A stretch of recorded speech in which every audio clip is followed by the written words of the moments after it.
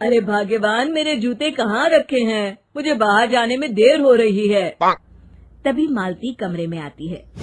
ये रहे आपकी जूते। मैं इन्हें साफ करने के लिए ले गई थी। अरे वाह, तुम कितनी समझदार हो। मेरे बिना कुछ कहे ही सारे काम कर देती हो। तभी मालती झिझकते हुए रमेश से कहती है, सुनिए जी, आपसे एक बात कहूँ, बुरा तो नहीं मानेंगे ना? अरे नहीं नहीं, बेफिक्र होकर कहो। शादी से पहले मैं अपने मायके में नौकरी करती थी। मैं चाहती हूँ कि अब मैं फिर से नौकरी करना शुरू कर दूं। वैसे भी सारा दिन घर में बोर हो जाती हूँ। देखो मालती, तुम्हारे नौकरी करने से मुझे कोई ऐतराज नहीं है, लेकिन तुम्हें एक बात बता दूं, हमारे खानदान में आज तक कभी किसी औरत ने नौकरी नहीं की। फिर भी एक बार तुम माँ से पूछ कर देखो, अगर वो तुम्हें नौकरी करने की इजाजत दे देती है तो अच्छी बात है। रमेश वहाँ से चला जाता है। फिर उसी शाम मालती अपनी सास के पैर दबा रही होती है।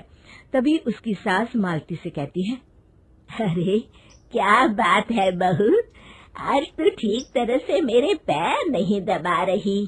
किसी ख्याल में खोई पड़ी है क्या? मैं भी तो जानूं आखिर बात क्या है। दरअसल वो माँ जी। अरे हाँ हाँ बोलो, इतना सोच क्यों रही हो? माँ जी, अगर आप बुरा न माने तो मैं नौकरी करना चाहती हूँ। घर के काम करने के बाद मेरे पास काफी वक्त बच जाता है। मालती की ये बात सुनकर उसकी सास गुस्से में कहती है, अरे बहू, तेरी तबीयत तो ठीक है ना? आज ये कैसी बहकी बातें कर रही है? भला हमारे खानदान में आज तक कभी किसी औरत ने नौकरी की है जो तू नौकरी करने की बात कर रही है, हैं? अरे बहू, तू क्या रिश्तेदारी में हमारी नाक कटाना चाहती है? जितना जल्दी हो सके अपने दिमाग से नौकरी का भूत उतार दे, और अब जा, जल्दी से रसोई में जा, खाना बनाने का वक्त हो रहा है। मालती मन मार कर खाना पकाने के लिए रसोई घर में चली जाती है। अगले दिन, नमस्ते माँ जी, कैसी हैं आप? अरे आओ आओ दिवाकर बेटा, बैठो, मैं तुम्हारे लिए चाय मंगाती हूँ। बहू, जरा एक कप चाय तो लेती आना। फिर दिवाकर एक फाइल खोलकर मालती की सास के सामने रख देता है।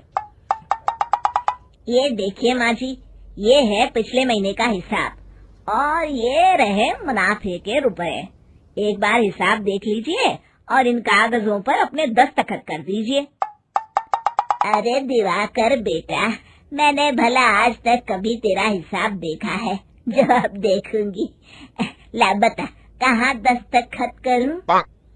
तभी मालती चाय लेकर वहाँ आ जाती है और अपनी सास को बिना कागजातों को पढ़े इस तरह लापरवाही से दस्तखत करते हुए देखकर हैरान रह जाती है। अच्छा माँ जी, अब मैं चलता हूँ, फैक्ट्री में बहुत काम है। फिर दिवाकर वहाँ से चला जाता है। कुछ दिनों बाद मालती बाजार में कुछ सामान खरीद रही होती है। तभी एक बूढ़ा आदमी उसे आवाज देता है, अरे मालती बेटी, कैसी हो? मुझे पहचाना? मैं तुम्हारी कंपनी में मुनीम का काम करता हूँ। हाँ चाचा जी, मैं आपको बिल्कुल पहचानती हूँ। कहिए, कैसे हैं आप? मैं तो ठीक हूँ। कंपनी में कुछ भी ठीक नहीं चल रहा, यहाँ तक कि हमें ठीक वक्त पर तनख्वाह भी नहीं मिलती। ये आप क्या कह रहे हैं? अब क्या बताऊँ, आप लोग तो कभी हिसाब किताब देखने दफ्तर आते नहीं। मेरी मानो तो एक बार आप लोग दफ्तर आकर सारा हिसाब किताब देख लो, आपको असलियत पता चल जाएगी। अच्छा बेटी, अब मैं चलता हूँ, देर हो रही है। फिर वो बूढ़ा वहाँ से चला जाता है। वहीं दूसरी तरफ मालती घर पहुंचकर अपनी सास को सारी बात बताती है। तभी वहाँ रमेश भी आ जाता है, लेकिन मालती की सास मालती की किसी भी बात पर विश्वास नहीं करती। तभी रमेश कहता है, अरे माँ, बिना आग के कभी धुआं नहीं उठता।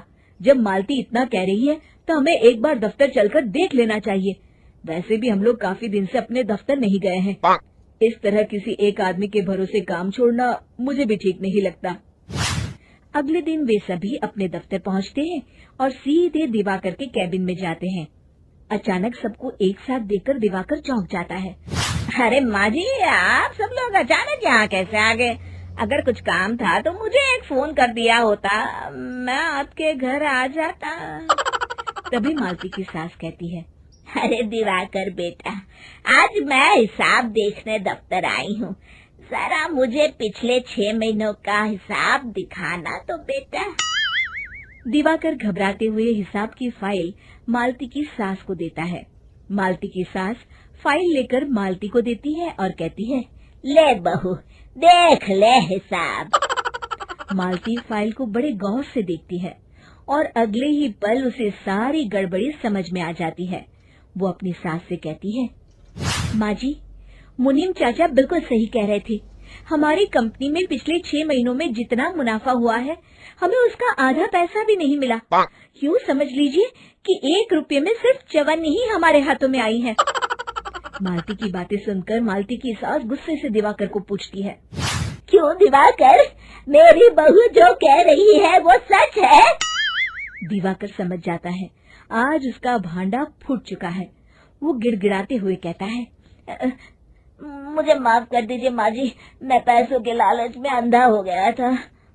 अरे वाह दिवाकर, तू तो एक नंबर का चोर निकला। इतने दिनों से मैं तुझ पर आंख बंद करके भरोसा करती रही और तू मुझे ही चुना लगाता रहा।